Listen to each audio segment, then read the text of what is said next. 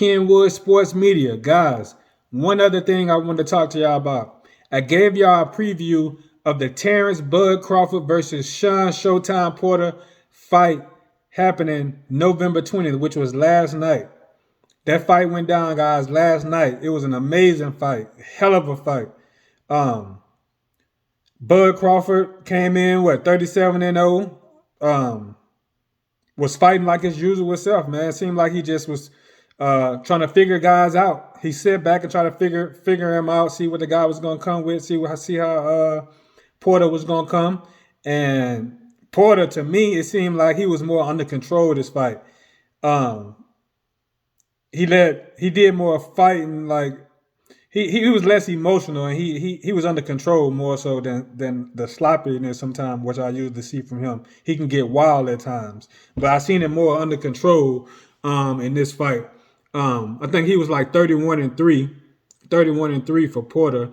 I can't remember who he fought last, but the fight before that, I'm more than certain it was Errol Spence, which that was the fight that I last saw him go at it, and him and Spence both went at it like some dogs in the middle of that ring. They went crazy. But this fight right here was going back and forth for a while, and I think in the later round, a hard body shot really took a lot out of Porter, and that's when I started seeing a lot of clean shots being landed on Porter. Put it like that, a lot of good clean shots. Bud Crawford, it just seemed like he was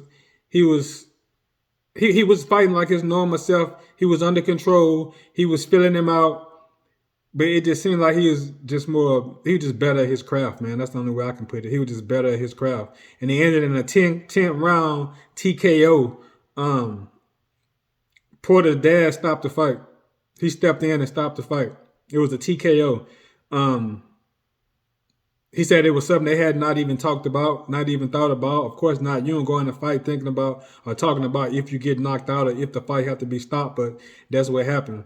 After the fight, Sean Porter announced a retirement.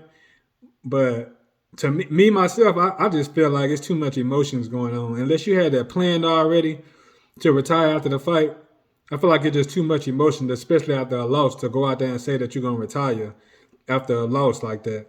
So the scorecard pretty much was damn near evenly matched, with Crawford taking the later rounds and a few of the earlier rounds going to Porter. But Porter was tough, man. Crawford, he a dog. He a beast. I'm looking forward to see him. I want to see him and Errol Spence hop up in there. That's the only thing everybody want to see. Errol Spence and Bud Crawford. But there's a lot of politics involved in that. There's a lot of politics. I ain't going to get involved in deep. But if y'all want to see that, go on YouTube right now. You'll be able to find that on YouTube. Get an idea of how these guys coming, man. How these guys putting it down. Because both of these guys are hell of a fighters. And I don't think Sean Porter done, man. I think he's going to come back at least for another fighter. So let him take some time off, clear his head, think about it, talk to his family. I think he'll be able to get back in that ring. But like I said, the next big fight I want to see, the world want to see, the boxing community want to see, Bud Crawford versus Errol Spence. That'll be a good one.